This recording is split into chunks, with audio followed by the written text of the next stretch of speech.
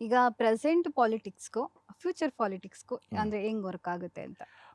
ಅದು present politics ಏನು European ಶಾಹಿತ್ವ ನಡೀತಾ ಇದೆ ಹ್ಮ್. ಪೂರ್ತಿ ಪ್ರಪಂಚದಲ್ಲಿ. ಹ್ಮ್. ಇದನ್ನ ಮೀರಿ ಮುಂದೆ ಒಂದು ಸತ್ಯವಾದ ರಾಜಕಾರಣ ಬೇಕು ಅಂತಂದ್ರೆ ನಾವೆಲ್ಲ ಎಚ್ಚೆತ್ತು ಸತ್ಯವಂತರಾಗಬೇಕು. ಹ್ಮ್. ಈಗ ಯಾವುದೋ ಒಂದು ಪಕ್ಷ ಪ್ರಭುತ್ವ ಬೇಡ, ಪ್ರಜಾಪ್ರಭುತ್ವ ಬೇಕು, ಹ್ಮ್. ನಿಜವಾದ ಪ್ರಜಾಪ್ರಭುತ್ವ. ಹ್ಮ್. ಇವಾಗ ರಾಜ್ಯಸಭಾ ಚುನಾವಣೆ ಏನು ಆ, ರಾಜ್ಯಸಭಾ ಮೆಂಬರಲ್ಲಿ ಬರೀ ಪಕ್ಷಿಗಳೇ ಚುನಾವಣೆ ಮಾಡಿ ಕಳಿಸ್ತಾರೆ ಅಂತಂದರೆ ಹ್ಮ್. ನಾವು ಯಾವ ಅವ್ಯವಸ್ಥೆ ಸೃಷ್ಟಿ ಮಾಡಿದ್ದೀವಿ ಅಂತ. ಹ್ಮ್. ಹ್ಮ್. ಸೊ ಅಲ್ಲಿ ನಾವು ನಿಜವಾದ ಪ್ರಜೆಗಳ ಪ್ರತಿನಿಧಿಗಳು ಹ್ಮ್. ಇರಬೇಕಾಗಿತ್ತು. ಸೊ ಅದನ್ನು ಮಾಡ್ತಾ ಇಲ್ಲ. ಹ್ಮ್. ಸೊ ಆ ರೀತಿಯಾದ ಒಂದು ವ್ಯವಸ್ಥೆಗೆ ನಾವು ಕಾಗದ ಮದ್ದದಲ್ಲಿ ಚುನಾವಣೆ ನಡೆಸಬೇಕು. ಹ್ಮ್. ಆಮೇಲೆ ಪ್ರತಿಯೊಂದು ಬೂತಲ್ಲೂ ಏನು ಎಲೆಕ್ಷನ್ ಆಗುತ್ತೆ ಆಗಿ ಒಂದು ಅರ್ಧ ಗಂಟೆ ಒಂದು ಕಾಫಿ ತಿಂಡಿ ಎಲ್ಲ ಮಾಡಿಕೊಂಡು ಬೂತಲ್ಲಿರೋ ಒಂದು ಆಫೀಸರ್ಸು ಏನು ಎಲೆಕ್ಷನ್ ಅಧಿಕಾರಿಗಳಿರ್ತಾರೆ, ಕಾರ್ಯಕರ್ತರಿರ್ತಾರೆ, ಹ್ಮ್. ಆಮೇಲೆ ಪಕ್ಷದವರು ಇವ್ರು ಇರ್ತಾರೆ ಜೊತೆಗೆ, ಯಾರು ಅಬ್ಸರ್ವರ್ಸು, ಯಾರು ಕ್ಯಾಂಡಿಡೇಟ್ಸ್ ಅಬ್ಸರ್ವರ್ಸ್, ಹ್ಮ್. ಎಲ್ಲರ ಸಮ್ಮುಖದಲ್ಲಿ ಒಂದೊಂದು ಬೂತಲ್ಲಿ 1000 ಮತಗಳಿರುತ್ತೆ. ಆ 1000 ಮತದ ಎಣಿಕೆ ಒಂದು ಅರ್ಧ ಗಂಟೆಲಿ ಮುಗಿದೋಗುತ್ತೆ. ಹ್ಮ್. ಅದನ್ನು ಅಲ್ಲೇ ಮಾಡಿ ಅಂಕಿಅಂಶ ಮಾತ್ರ ಮೇಲಕ್ಕೆ ಕಳಿಸಿದ್ರಾಗುತ್ತೆ. ಹ್ಮ್. ಇವಾಗ ಏನಾಗ್ತಿದೆ, ಇವರು ಬೂತಲ್ಲಿ ಯಾರಿಗೆ ಮತ ಹಾಕಿದ್ದಾರೆ ಅಂತ ಗೊತ್ತಾಗ್ಬಿಟ್ರೆ ಜನ ದಂಗೆ ಹೇಳ್ತಾರೆ ಅಂತ ನಮ್ಗೆ ಕುತಂತ್ರ ಮಾಡ್ತಿದ್ದಾರೆ. ಹ್ಮ್. ಆದರೆ ಅವರು ಎಷ್ಟು ಜನಕ್ಕೆ ಮತ ಹಾಕಿ ಯಾರಿಗೆ ಮತ ಹಾಕಿದ್ದಾರೆ ಅನ್ನೋದಲ್ಲ, ಯಾರಿಗೆ ಮತ ಹಾಕ್ತಿದ್ದಾರೆ ಅಂತ ಅವ್ರು ತಿಳ್ಕೊತಾ ಇದ್ದಾರೆ ಇ ವಿ ಎಮ್ ಅಲ್ಲಿ ಪ್ರಿಂಟ್ಔಟ್ ತೊಗೊಂಡು. ಅಂಥ ಕುತಂತ್ರ ಅವ್ರು ಮಾಡ್ತಿರ್ಬೇಕಾದ್ರೆ ನಾವು ಅದನ್ನು ಹೊಡಿಬೇಕು ಅಂದರೆ ಕಾಗದ ಮದ್ದದಲ್ಲಿ ಅಲ್ಲೇ ಬೂತಲ್ಲೇ ಕೌಂಟಿಂಗ್ ಆದಾಗ ಏನೋ ಮತಗಟ್ಟೆ ಏನೋ ಆಮೇಲೆ ಬ್ಯಾಲೆಟ್ ಬಾಕ್ಸನ್ನು ಏನೋ ಕಳ್ತನ ಮಾಡೋದು ಅಥವಾ ಬದಲಾಯಿಸೋದು ಆ ಕುತಂತ್ರಕ್ಕೂ ಅವಕಾಶ ಇರಲ್ಲ. ಸೊ ಆ ರೀತಿಯಾದ ಒಂದು ವ್ಯವಸ್ಥೆ. ಆಮೇಲೆ ಇವರು ನಮಗೆ ನಮ್ಮ ಮತ ಸೀಕ್ರೆಟು, ಏನೋ ಸೀಕ್ರೆಟ್ ಬ್ಯಾಲೆಟು, ನಮ್ಮ ಚಾಯ್ಸ್ ಸೀಕ್ರೆಟು, ಯಾವ ಲೆವೆಲ್ಗೆ ಅಂದರೆ ಗಂಡ ಹೆಂಡ್ತಿಗೆ ಹೇಳಲ್ಲ, ಹೆಂಡ್ತಿ ಗಂಡಂಗೆ ಹೇಳಲ್ಲ. ಆದರೆ ಅಲ್ಲಿ ಅವನ ಬೇರೆಯವ್ರನ್ನ ತಿಳ್ಕೊತಾವನೆ ನಾವು ಯಾರಿಗೆ ಹಾಕಿದ್ದೀವಿ ಅಂತ. ಅದ್ರ ಬಿಟ್ಟು ನಾವು ಸತ್ಯವಾಗಿ ನನಗೆ ಇವನು ಒಳ್ಳೆಯವನು ಅಂತ ಕಾಣಿಸ್ತಾನೆ, ಇವನು ಒಳ್ಳೆ ಕೆಲಸ ಮಾಡಿದ್ದಾನೆ, ಇವನು ಮುಂದೆ ಏನೋ ಒಳ್ಳೆ ಕೆಲಸ ಮಾಡ್ಬೋದು, ಇವ್ರಿಗೆ ನಾನು ಮತ ಹಾಕ್ತೀನಿ ಅಂತ ಒಂದು ಧೈರ್ಯವಾಗಿ ಹೇಳ್ಕೊಳ್ಳೋಂಥ ಧೈರ್ಯದ ಮನಸ್ಥಿತಿ ಬೇಕು. ಆ ಸ್ವಾತಂತ್ರ್ಯ ನಾವು ಪಡ್ಕೋಬೇಕು. ನಾವು ಸುಳ್ಳಿನ ಷಡ್ಯಂತ್ರಗಳು, ಕುತಂತ್ರಗಳು ಹಲವಾರಿದ್ದಾವೆ, ಆರೋಗ್ಯದಲ್ಲೇ ಆಗಲಿ, ರಾಜಕೀಯದಲ್ಲೇ ಆಗಲಿ. ಅದನ್ನು ಮೀರಿ ನಾವು ಸತ್ಯದ ಒಂದು ಏನೋ ಹೊಳೆ ಹರಿಸ್ಬೇಕಾಗಿದೆ. ಆ ಕೊಳೆನ ತಡೆಯೋದಕ್ಕೆ ಸತ್ಯದ ಹೊಳೆ ಹರಿಸ್ಬೇಕು. ಆ ಕೊಳೆ ಹೋದರೆ ಪೂರ್ತಿ ಪ್ರಪಂಚ ಒಂದು ಏನೋ ಸತ್ಯಯುಗ ಆಗಿ ಒಂದು ಭೂಮಿ ಸ್ವರ್ಗ ಆಗುತ್ತೆ. ಸೊ ಇದು ಮುಂದಿನ ರಾಜಕಾರಣ. ಅದಕ್ಕೆ ನಾನು ಪಂಚಮ ಪಡೆ ಅಂತ ಹೆಸರಿಟ್ಕೊಂಡು ನನ್ನ ಕಾರ್ ಮೇಲೆಲ್ಲ ಸ್ಟಿಕ್ಕರ್ ಹಾಕ್ಕೊಂಡು ಓಡಾಡ್ತೀನಿ.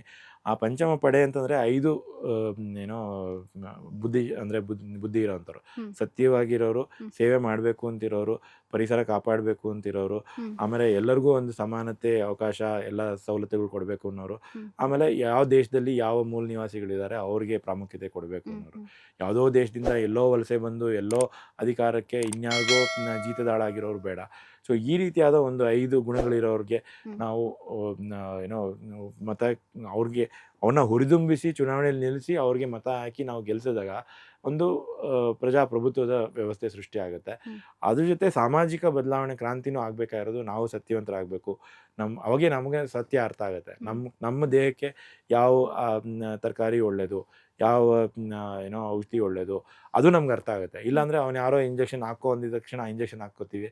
ಇನ್ಯಾರೋ ಏನೋ ಅಲ್ಲಿ ಯಾರೋ ಒಬ್ಬರು ಇನ್ಸ್ಟಾಗ್ರಾಮ್ ಇವರು ಈ ದೋಸೆ ಚೆನ್ನಾಗಿದೆ ಅಂತ ಹೇಳ್ತಾರೆ. ಆ ದೋಸೆ ಯಾರಿಗೋ ಒಬ್ಬಂಗೆ ಆಗೋದೇ ಇಲ್ಲ. ಅಂದರೆ ಆ ಸತ್ಯ ಅರ್ಥ ಆಗಬೇಕು ಅಂದರೆ ನಾವು ಸತ್ಯವಾಗಿರಬೇಕು. ಸೊ ಒಂದು ಸತ್ಯ ಕ್ರಾಂತಿ ಆಗಬೇಕಾಗಿದೆ. ಬನ್ನಿ ಸತ್ಯವಾಗಿ ಕಟ್ಟೋಣ ಅಂತ ಹೇಳಿ. ಡಿ ಕೆ ಶಿವಕುಮಾರ್ ಅವರು ಸಿಎಂ ಆಗಿದ್ದಾರೆ. ಇವಾಗ ಯಾವ ರೀತಿ ಇರುತ್ತೆ ಆಡಳಿತ ಅವರದ್ದು? ಆಡಳಿತ ಇಲ್ಲಿ ತನಕ ನಮಗೆ ಗೊತ್ತಿದೆ, ಅವರು ಎಷ್ಟು ಭ್ರಷ್ಟಾಚಾರ ಮಾಡಿದ್ದಾರೆ, ಅವ್ರ ಮೇಲೆ ಏನೇನು ಕೇಸ್ಗಳಿದ್ದಾವೆ, ಅವರು ಸುಮಾರು ಜನಕ್ಕೆ ಸಹಾಯನೂ ಮಾಡಿದ್ದಾರೆ. ಅವರು ಸ್ವಲ್ಪ ಏನೋ ಇಲ್ಲಿ ನೋಡ್ಬೇಕಾದ್ರೆ ಹಳದಿ ಬಣ್ಣ ಕಣ್ಣು ಅವ್ರದ್ದು. ಸೊ ಜೆನೆಟಿಕಲಿ ಅವರು ಆರ್ಯನ್ ಜೀನ್ಸ್ ಇದ್ರೂ ಅವರು ದ್ರಾವಿಡ ಅಸ್ಮಿತೆ ಉಳಿಸ್ಕೊಂಡು ದ್ರಾವಿಡ ಜನರಿಗೋಸ್ಕರ ಕೆಲಸ ಮಾಡಿಕೊಂಡು ಇನ್ನು ಮುಂದೆ ಆದರೂ ಸತ್ಯವಾಗಿ ಕೆಲಸ ಮಾಡಲಿ. ಒಂದು ಅಧಿಕಾರ ಅನ್ನೋದು ಎಲ್ಲರಿಗೂ ಒಂದು ಖುಷಿ ತರೋವಂಥದ್ದು. ಆ ಖುಷಿ ತರೋ ಸಂದರ್ಭದಲ್ಲಿ ಅವರಲ್ಲೂ ಒಳ್ಳೆ ಬದಲಾವಣೆಗಳಾಗಲಿ, ಅವರಿಂದ ಒಳ್ಳೆ ಕೆಲಸಗಳಾಗಲಿ. ಇಲ್ಲ ಅಂತಂದರೆ ನಾನು ಹೇಳ್ತೀನಿ, ಕಾಂಗ್ರೆಸ್ಗೆ ಪುಣ್ಯದ ಫಲ ಬೇಕು ಅಂದರೆ ಮೋಟಮ್ಮ ಅವ್ರನ್ನ CM ಮಾಡಲಿ ಅಂತ. ಇಲ್ಲ ಯಾವ್ದಾದ್ರು ಮಹಿಳೆಗೆ CM ಅಂದರೆ, ಈಗ ಲಲಿತಾ ನಾಯಕ್ ಅವರು ಮೊದಲು ಮಿನಿಸ್ಟರ್ ಆಗಿದ್ದವರು, ಒಂದು ಏನೋ ಖಾತೆ ನಡೆಸಿದವರು, ಅಂಥ ಅನುಭವಿಗಳು ಕೊಡಲಿ. ಇಲ್ಲ ಒಂದು ಸಮಾಜ ಸೇವೆ ಮಾಡಿರೋ ಕೃಷ್ಣಪ್ಪ ಅವರು ಮಡದಿ ಇಂದ್ರ ಕೃಷ್ಣಪ್ಪ ಅವರಿದ್ದಾರೆ, ಅಂದರೆ ಮೂಲ ನಿವಾಸಿ ಪರಿಶಿಷ್ಟ ವರ್ಗಕ್ಕೆ ಒಂದು ಅವಕಾಶ ಮಾಡಿಕೊಡ್ಲಿ ಅಂತ ಕೇಳ್ತೀನಿ. ಸೊ ಯಾಕಂದರೆ ಒಕ್ಕಲಿಗರು ಈಗ ಒಂಥರ ಈ ಏನೋ ಬ್ರಾಹ್ಮಣರಿಗೆ ದಳ್ಳಾಳಿಗಳಾಗಿ ಪರಿಶಿಷ್ಟ ವರ್ಗದವ್ರನ್ನ ತುಳಿದು ಸಮಾಜದಲ್ಲಿ ಎಷ್ಟೋ ತಪ್ಪುಗಳು ಮಾಡಿದ್ದೀವಿ. ಆ ಜನಾಂಗದ ಕರ್ಮನ ನಾವು ಕಳ್ಕೊಬೇಕಾಗಿದೆ.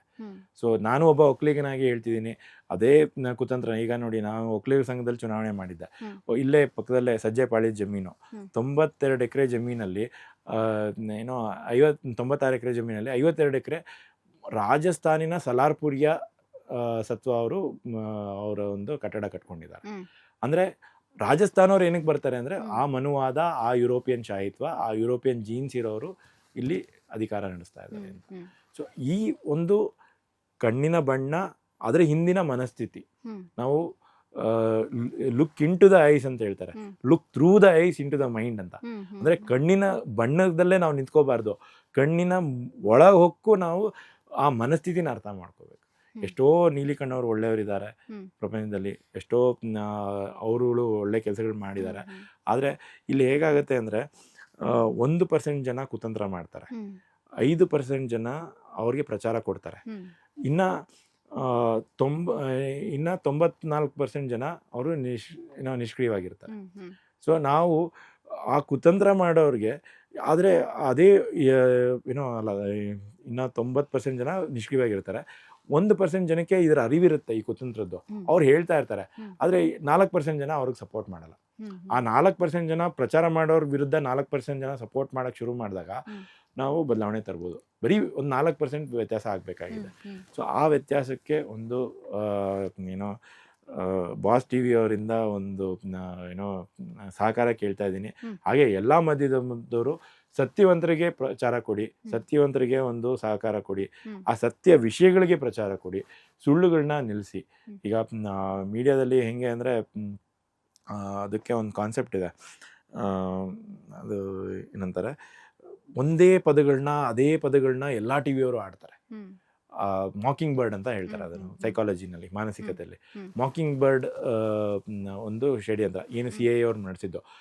ಎಲ್ಲ TVಯವರು CAA, NRC, ಏನೋ CNN, BBC, ಎಲ್ಲ TVಗಳು ಒಂದೇ ಪದಗಳನ್ನ ಹೇಳ್ತಾ ಇರ್ತಾರೆ. ಅಂದರೆ ಆ ರೀತಿ ಒಂದು ಅಲ್ಲಿ ಯುರೋಪಲ್ಲಿ ಬರ್ಕೊಟ್ಟಿದ್ದನ್ನು ಇಲ್ಲಿ ಹೇಳೋದು ಅವಶ್ಯಕತೆ ಇಲ್ಲ. ಸತ್ಯವನ್ನು ಹೇಳೋಣ. ಆ ಜನರನ್ನ ದಿಕ್ಕು ತಪ್ಪಿಸೋದೇ ದೊಡ್ಡ ಕರ್ಮ. ಆ ಕರ್ಮದ ಫಲ ಸಿದ್ದರಾಮಯ್ಯವರು ಅನುಭವಿಸ್ಬಿಟ್ಟಿದ್ದಾರೆ, DK ಅವರು ಅನುಭವಿಸಿದ್ದಾರೆ. ಇನ್ನೂ ಇವರು ಅನುಭವಿಸಿರೋದು ಸ್ವಲ್ಪ, ಪಾಪ ಸಿದ್ದರಾಮಯ್ಯವರು ಮಗನ್ನೇ ಕಳ್ಕೊಂಡ್ರು. ಸೊ ಆ ರೀತಿ ಕರ್ಮಗಳು ಮುಂದಿನ ಪೀಳಿಗೆಗಳನ್ನೂ ಅಫೆಕ್ಟ್ ಮಾಡುತ್ತೆ. ಏನೋ ನಾವೀಗ ಆ ಮಕ್ಕಳಿಗೆ ಆಸ್ತಿ ಕೊಡ್ತೀವಿ, ಅಂತಸ್ತು ಕೊಡ್ತೀವಿ, ನಮ್ಮ ಹೆಸರು ಕೊಡ್ತೀವಿ, ಅದೇ ಥರ ನಮ್ಮ ಕರ್ಮಗಳನ್ನೂ ಕೊಡ್ತೀವಿ. ಆ ಅರಿವು ಎಲ್ಲರಿಗೂ ಆಗಬೇಕು. ಸೊ ನಮ್ಮ ಕರ್ಮಗಳನ್ನ ಕಳ್ಕೊಂಡು ಮುಂದಿನ ಪೀಳಿಗೆಗೆ ಕರ್ಮಗಳು ಕಾಯಿಲೆಗಳಾಗಿ ಕಾಡಬಾರ್ದು. ಅವ್ರ ಜೀವನ ಸುಖಮಯವಾಗಿರಬೇಕು, ಆರೋಗ್ಯಕರವಾಗಿರಬೇಕು. ಅವರು ಏನೋ ಎಷ್ಟೋ ಜನ ಸಾಯೋ ಕೊನೆಯಲ್ಲಿ ತಾವು ಮಾಡಿರೋ ತಪ್ಪುಗಳನ್ನ ಅರ್ಥ ಮಾಡಿಕೊಂಡು ಮೂಕರಾಗೋಗ್ಬಿಡ್ತಾರೆ, ಅವ್ರಿಗೆ ಮಾತು ಬರಲ್ಲ ಅವ್ರಿಗೆ. ಅದ್ರ ಬದಲು ಈ ಮೊದಲೇ ನಾವು ಮಾಡಿರೋ ತಪ್ಪಿನ ಕ್ಷಮೆ ಕೇಳಿ ನಾವು ಕರ್ಮಗಳನ್ನ ಕಳ್ಕೊಂಡಾಗ ನಾವೆಲ್ಲರೂ ಆರೋಗ್ಯವಾಗಿರ್ತೀವಿ. ಓಕೆ, ಈಗ ರಾಜಕಾರಣದಲ್ಲಿ DK ಶಿವಕುಮಾರ್ ಅವರ ಭವಿಷ್ಯ ನೆಕ್ಸ್ಟ್ ಫ್ಯೂಚರಲ್ಲಿ ಹೇಗಿರುತ್ತೆ? ಅಂದರೆ ಸಿದ್ದರಾಮಯ್ಯ ಅವರ ಆಡಳಿತ ಚೆನ್ನಾಗಿರುತ್ತಾ ಅಥವಾ ಇವ್ರ ಆಡಳಿತ ಚೆನ್ನಾಗಿರುತ್ತೆ ಅಂತ ಅನಿಸುತ್ತೆ? ಒಳ್ಳೆ ಮನಸ್ಸನ್ನ ಬೆಳೆಸ್ಕೊಂಡು, ಈಗ ಅವ್ರಿಗೆ ಮೊಮ್ಮಗಳಾಗಿದ್ದಾಳೆ, ಆ ಮೊಮ್ಮಗಳ ಭವಿಷ್ಯಕ್ಕೋಸ್ಕರನಾದರೂ ಅವರು ಒಂದು ಸತ್ಯವಾದ ರಾಜಕಾರಣ ಮಾಡಲಿ, ಪೇಪರ್ ಬ್ಯಾಲೆಟಲ್ಲಿ BBMP ಎಲ್ಲ ಮುನ್ಸಿಪಾಲ್ಟಿ ಎಲೆಕ್ಷನ್ಗಳು ಮಾಡಲಿ, ಮುಂದೆ MLA ಎಲೆಕ್ಷನ್ನು MP ಎಲೆಕ್ಷನ್ನು ಕಾಗದ ಮಧ್ಯದಲ್ಲಿ ಒಂದು ಪ್ರಭುತ್ವ ಬರೋ ಥರ ಮಾಡಲಿ, ಪಕ್ಷ ಪ್ರಭುತ್ವ ಬಿಡಲಿ. ಈಗ ಕಾಂಗ್ರೆಸ್ ಪಕ್ಷದಲ್ಲೇ ಅವ್ರಿಗೆ ಕಾಂಗ್ರೆಸ್ ಪಕ್ಷಕ್ಕೋಸ್ಕರ ಎಷ್ಟೇ ಏನೋ ಭ್ರಷ್ಟಾಚಾರ ಮಾಡಿ ದುಡ್ಡು ಕೊಟ್ರು ಇಷ್ಟು ಆಟ ಆಡಿಸಿ ಅವ್ರಿಗೆ ಈಗ ಅಧಿಕಾರ ಕೊಟ್ಟಿದ್ದಾರೆ. ಅದು ಆ ಸತ್ಯ ಅವ್ರಿಗೆ ಅರ್ಥ ಆಗಬೇಕು. ಅಂದರೆ ಈಗ ಬುದ್ಧ ಅಂಗುಲಿ ಮಾಲಂಗ್ ಹೋಗಿ ಕೇಳ್ದ, ನೀನು ಮಾಡೋ ಏನೋ ಕೊಲೆ ಸುಲಿಗೆ ನಿನ್ನ ಮಕ್ಕಳಿಗೆ ಬೇಕಾ ಕರ್ಮ ಬೇಕಾ ಅಂದರೆ ಅವನು ಕೇಳಿದಾಗ ನಾನು ಯಾರಿಗೂ ಬೇಡ ಅಂತ ಹೇಳಿದ್ರು, ಹೆಂಡ್ತಿನೂ ಬೇಡ ಅಂದ್ರು, ನನಗೆ ಕರ್ಮ ಬೇಡ, ನೀನು ತೊಗೊಂಬರೋ ಚಿನ್ನ ಬೇಕು, ದುಡ್ಡು ಬೇಕು, ಆಸ್ತಿ ಬೇಕು, ಅಂತಸ್ತು ಬೇಕು, ಮಕ್ಕಳು ಬೇಡ, ಅವ್ರ ಅಪ್ಪ ಅವನು ಬೇಡ ಅಂತ ಹೇಳ್ದ. ಅವಾಗ ಅಂಗುಲಿಮಾಲ ಬುದ್ಧನ ಒಬ್ಬ ಅನುಯಾಯಿ ಅದ. ಆ ರೀತಿ ಒಂದು ಸತ್ಯದ ಅನುಯಾಯಿಯಾಗಿ ಸತ್ಯಕ್ಕೋಸ್ಕರ ಕೆಲಸ ಮಾಡಿ ಏನೋ ಈಗ ಒಕ್ಕಲಿಗರ ಸಂಘದ 52 ಎಕರೆ ಜಮೀನಲ್ಲೂ ಇವರ ಅನುಯಾಯಿಗಳೇ ಒಂದು 20 ಎಕರೆ ಇಟ್ಕೊಂಡಿದಾರಂತ, ಅದನ್ನು ಬಿಟ್ಕೊಡಿ ಅಂತ ನಾವು ಕೇಳೋದು. ಸೊ ಆ ರೀತಿಯಾಗಿ ಹಿಂದೆ ಮಾಡಿರೋ ತಪ್ಪುಗಳನ್ನ ನೀವು ಘೋಷಣೆ ಮಾಡಿ ಅದಕ್ಕೆ ಕ್ಷಮೆ ಕೇಳಿ ಒಂದು ಪರಿಹಾರ ಕೊಟ್ಟು ಕರ್ಮ ಕಳ್ಕೊಳ್ಳಿ. ಯಾಕಂದರೆ ಪಶ್ಚಾತ್ತಾಪಕ್ಕಿಂತ ದೊಡ್ಡ ಏನೋ ಅಲ್ಲ ತಪಸ್ಸಿಲ್ಲ ಅಂತ. ಸೊ ಆ ತಪಸ್ಸು ಮಾಡಬೇಕಾಗಿದೆ. ಏನೋ ಯಾರೋ ಒಬ್ಬರು ಇವ್ರನ್ನ ಏನೋ ಮೋದಿ ಅವರ ಅಥವಾ ಯುರೋಪ್ ಅವರ ಇವ್ರನ್ನ ಕರ್ಕೊಂಡೋಗಿ ತಿಹಾರ್ ಜೈಲಲ್ಲಿ ಇಟ್ಕೊಂಡು ಇವ್ರ ತಲೆ ಕೆಡಿಸಿ ಮಾಡಿಸಿದ್ರ, ಏನೋ ಅಧಿಕಾರ ಕೊಟ್ಟಿದ್ದಾರೆ, ಈಗ ನೀವು ಏನೋ ಜನರಿಗೆ ತೊಂದರೆ ಕೊಡುವಂಥ ಒಂದು ಈ ಅವ್ಯವಸ್ಥೆ ಸೃಷ್ಟಿ ಮಾಡಿ ಅದು ನೀನು ಇಲ್ಲಿ ಹೆಂಗಾಗಿದೆ ಅಂದರೆ ಈ ಅವ್ಯವಸ್ಥೆಯಲ್ಲಿ ಬಲಿ ಕೊಟ್ಟವ್ರಿಗೆ ಅಧಿಕಾರ ಕೊಡೋದು. ಗೋಧ್ರಾ ಬಲಿ ಕೊಟ್ಟರು, ಪುಲ್ವಾಮಾ ಬಲಿ ಕೊಟ್ಟರು, ಪಹಲ್ಗಾಮ್ ಬಲಿ ಕೊಟ್ಟರು, ಅದಕ್ಕೆ ಪ್ರಧಾನಿಯಾಗಿ ಕೂಡಿಸಿದ್ರು ಅಂತ. ಆಮೇಲೆ ಇಲ್ಲಿ RCBನಲ್ಲಿ ಆಗಿದ್ದ ಬಲಿನೂ ಇವ್ರ ಕಾರಣ ಅನ್ನೋದು ಪ್ರಶ್ನೆ. ಅಂದರೆ ಅದಕ್ಕೂ ಇವ್ರು ಕೊಟ್ಟಿದ್ದಕ್ಕೆ ಇವ್ರಿಗೆ ನನಗೆ ಅದೇ ಭಯ ಆಗಿತ್ತು. ಈಗ ಮತ್ತೆ RCB ಗೆಲ್ತು, ಇವ್ರು ಏನೋ ಪದವಿ ಗ್ರಹಣ ಮುಂಚೆ ಇನ್ನೊಂದೇನಾದ್ರು ಬಲಿ ಆಗುತ್ತಾ ಅಂತ ಭಯ ಆಗಿತ್ತು. ಅಂದರೆ ಎಷ್ಟೋ ಈ ಇಲುಮಿನಾಟಿ ಮಾಫಿಯಾ ಅಂತ ಏನಿದೆ, ಈ ಯುರೋಪಿಯನ್ ಮಾಫಿಯಾ, ಆ ಇಲುಮಿನಾಟಿ ಮಾಫಿಯಾದ ಅದನ್ನು ನಾನು ಕಿಲುಮಿನಾಟಿ ಮಾಫಿಯಾ ಅಂತ ಕರೆಯೋದು. ಯಾಕಂದರೆ ಸಾವು ಕೊಡುವಂಥ ಮಾಫಿಯಾ. ಹಳೆ ಕಾಲದಲ್ಲಿ ಒಂದು ಇಲುಮಿನಾಟಿ ಅಂತ ಒಂದು ಸಂಘ ಸಂಸ್ಥೆ ಇತ್ತು. ಅದು ಒಳ್ಳೆ ಬುದ್ಧಿ ಬೆಳೆಸ್ಕೊಂಡಿರೋರ ಸಂಘ ಸಂಸ್ಥೆ, ಫ್ರೀ ಮೇಸನ್ಸ್ ಅಂತ. ಫ್ರೀ ಮೇಸನ್ಸ್ ಅಂದರೆ ಕಟ್ಟುಗರು, ಈಗ ವಿಶ್ವಕರ್ಮ ಅಂತ ನಾವೇನು ಹೇಳ್ತೀವಿ, ಆ ರೀತಿ ಎಲ್ಲ ಪ್ರಪಂಚದಲ್ಲಿ ಪಿರಮಿಡ್ಡು, ದೊಡ್ಡ ಬೃಹದೇಶ್ವರ ದೇವಸ್ಥಾನ, ಆ ಥರ ಒಂದು ಚರ್ಚ್ಗಳು ಕಟ್ಟಿದವರ ಒಂದು ಸಂಘ. ಆ ಸಂಘದಲ್ಲಿ ಕುತಂತ್ರಿಗಳು ಸೇರಿಕೊಂಡು ಈಗ ಅದನ್ನು ಸ್ಲೇವ್ ಮೇಸನ್ ಮಾಡಿಟ್ಟಿದ್ದಾರೆ. ಸೊ ಆ ಮಾಫಿಯಾಗಳಿಗೆ ಬಲಿಯಾಗ್ದಲೆ, ಆ ಮಾಫಿಯಾ ಕುತಂತ್ರಕ್ಕೆ ಜೀತ ಮಾಡ್ದಲೆ, ನೀವು ಮಾಡಿರೋ ತಪ್ಪುಗಳನ್ನ ನೀವೇ ಒಪ್ಕೊಂಡು ಪ್ರಾಯಶ್ಚಿತ್ತ ಮಾಡ್ಕೊಂಡಾಗ ಯಾರೂ ನಿಮ್ಮನ್ನು ಬ್ಲ್ಯಾಕ್ ಮೇಲ್ ಮಾಡೋಕ್ಕಾಗಲ್ಲ. ಸೊ ಆವಾಗ ಪಾಪ ಸಿದ್ಧಾರ್ಥ ಅವರು ಅವ್ರ ಪ್ರಾಣ ಕೊಡಬೇಕಾಯ್ತು. ಸೊ ಆ ರೀತಿ ಸಾವುಗಳಾಗೋದಿಲ್ಲ.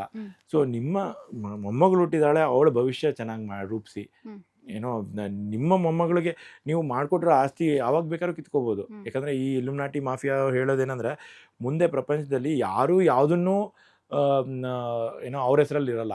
You own nothing but you will be happy. ಅಂದರೆ ನಿಮ್ಮ ಹೆಸರಲ್ಲಿ ಏನೂ ಆಸ್ತಿ ಇರಲ್ಲ, ಏನೂ ವಸ್ತುಗಳಿರಲ್ಲ, ನಿಮ್ಮ ಮನೇನೂ ನಿಮ್ಮ ಹೆಸರಲ್ಲಿ ಇರಲ್ಲ, ಸರ್ಕಾರದ ಹೆಸರಲ್ಲಿ ಇರುತ್ತೆ, ಆದರೆ ನೀವು ಮಜವಾಗಿರ್ತೀರ. ಮಜಾ ಹೆಂಗೆ ಕೊಡ್ತಾರೆ ಅಂದರೆ, ಮೊಬೈಲಲ್ಲಿ ಯಾರನ್ನ ಡ್ಯಾನ್ಸ್ ಮಾಡೋದು ತೋರಿಸ್ತಾರೆ, ಅಥವಾ ಏನೋ ಒಂದು ಸೆಕ್ಸ್ ವಿಡಿಯೋ ತೋರಿಸ್ತಾರೆ, ಅಥವಾ ಇನ್ನೇನೋ ನಮ್ಗೆ ಇಷ್ಟ ಆಗೋದು ತೋರಿಸ್ತಾರೆ. ಅಂದರೆ ನಮಗೇನು ಇಷ್ಟ ಅಂತ ಅವ್ರು ಅರ್ಥ ಮಾಡ್ಕೋತಾರೆ. ನಾವು ಒಂಚೂರು ನೀವು ಕಣ್ಣು ಹಿಂಗಂದ್ರೂ ಅದನ್ನು ಗ್ರಹಿಸುತ್ತೆ. ಸೊ ಆ ನಕ್ಷತ್ರಿಕ ಗ್ರಹಿಸುತ್ತೆ. ಆ ನಕ್ಷತ್ರಿಕ ಹೇಳುತ್ತೆ, ಇವ್ರಿಗೆ ಇದು ಇಷ್ಟ, ಇವ್ರಿಗೆ ಸೀರೆ ನೋಡೋಕೆ ಇಷ್ಟ, ಇವ್ರಿಗೆ ಒಡವೆ ನೋಡೋಕೆ ಇಷ್ಟ, ಇವ್ರಿಗೆ ಏನೋ ಮುದ್ದಾಡೋದು ಇಷ್ಟ ಅಂತಂದ್ರೆ ಅದನ್ನೇ ತೋರಿಸುತ್ತೆ. ಸೊ ನೀವು ಅದನ್ನೇ ನೋಡ್ಕೊಂಡು ಪೂರ್ತಿ ಜೀವನ ಜೀತದಾಳ್ ಥರ ಕೆಲಸ ಮಾಡ್ತಿರ್ತೀರ. ಸೊ ಆ ಒಂದು ಅವ್ಯವಸ್ಥೆ ಅಥವಾ ಒಂದು ಜೀತ ಜಗತ್ತಿಗೆ ಬೇಡ, ನಾವು ಒಂದು ಸ್ವತಂತ್ರವಾದ ಏನೋ ಇದಕ್ಕೆ ಹೋಗೋಣ. ಸೊ ಅದು ನನಗೆ ಅವರಲ್ಲಿ ಆಗಲಿ ಅಂತ ನಾನು ಪ್ರಕೃತಿ ಮಾತೆಯಲ್ಲಿ ಕೇಳ್ಕೊತೀನಿ. ಸೊ ಆ ಬದಲಾವಣೆ ಆಗಲಿ ಅಧಿಕಾರ ಸಿಕ್ಕ ಮೇಲೆ. ಇಲ್ಲ ಅಂತಂದರೆ ಯಾರು ಆ ಥರ ಸತ್ಯವಂತರಿದ್ದಾರೋ ಅವರು ಮುಂದಿನ ಚುಕ್ಕಾಣಿ ಹಿಡೀಲಿ ಅಂತ ನನ್ನ ಆಸೆ. ರಾಜಕೀಯದಲ್ಲಿ ಸ್ವಾರ್ಥ ಅನ್ನೋದು ಯಾವ ರೀತಿ ಇದೆ ಅಂತ? ಸ್ವಾರ್ಥ ಕೆಲವೊಬ್ಬರು ತುಂಬಾ ಅತಿಯಾಗಿದೆ. ಈಗ ಎಷ್ಟು ತಲೆಮಾರುಗಳಿಗೆ ಸಾಕಾಗುವಷ್ಟು ಆಸ್ತಿಗಳು ಮಾಡ್ತಾರೆ. ಏನೋ ಆಸ್ತಿ ಮಾಡೋದು ಒಂದೇ ಅಲ್ಲ, ಬೇರೆಯವರು ಎದುರಾಳಿಗಳನ್ನ ಸಾಯಿಸಿರೋರು ಇದ್ದಾರೆ, ವಿಷ ಹಾಕಿರೋರು ಇದ್ದಾರೆ, ಕೊಂದಿರೋರು ಇದ್ದಾರೆ, ವಂಶಗಳನ್ನೇ ಕೊಂದಿರೋರು ಇದ್ದಾರೆ. ಸೊ ಅಷ್ಟು ದೊಡ್ಡ ಸ್ವಾರ್ಥ. ಸಾಯಿಸೋದಕ್ಕೆ ಮಾಟ ಮಂತ್ರ ಎಲ್ಲದನ್ನೂ ಮಾಡ್ತಾರೆ. ಸೊ ಆ ಸ್ವಾರ್ಥ ಅವ್ರಿಗೆ ಕರ್ಮಗಳಾಗಿ ಕಾಡಿದೆ. ಏನೇನು ಸ್ವಾರ್ಥ ಮಾಡಿದ್ದಾರೆ ಅವರ ವಂಶದವರು, ಅವ್ರ ಮಕ್ಕಳು ಮೊಮ್ಮಕ್ಕಳು ಯಾವ ಕರ್ಮಗಳು ಅನುಭವಿಸಿದ್ದಾರೆ ಅಂತ ನಾವೇ ಕಣ್ಣಾರೆ ನೋಡಿದ್ದೀವಿ. ಸೊ ಅದನ್ನು ಎಲ್ಲದನ್ನೂ ನೋಡಿ ಅರ್ಥ ಮಾಡ್ಕೊಂಡ್ರು ಇನ್ನೂ ಮಾಡ್ತಾ ಇರೋದು ಯಾಕೆ, ಯಾವ ಭಯಕ್ಕೆ, ಯಾವ ಪುರುಷಾರ್ಥಕ್ಕೆ ಅನ್ನೋದನ್ನು ಎಲ್ಲರೂ ಅರ್ಥ ಮಾಡ್ಕೋಬೇಕಾಗಿದೆ. ಸೊ ಒಟ್ಟಿನಲ್ಲಿ ಇದು ಒಂದು ಜಾಗತಿಕವಾಗಿ ಎಪ್ಸ್ಟೀನ್ ಫೈಲ್ಸು ಹೊರಗೆ ಬಂದಿರೋದು, ಒಂದು ವಿಕಿಪೀಡಿಯಾ ವಿಕಿಲೀಕ್ಸಿಂದ ಶುರುವಾಗಿ ಸತ್ಯ ಹೊರಗೆ ಬರ್ತಾ ಇದೆ. ಅಂದರೆ ಸತ್ಯಯುಗ ಎಲ್ಲೋ ಒಂದು ಕಡೆ ಆಗ್ತಾ ಇದೆ.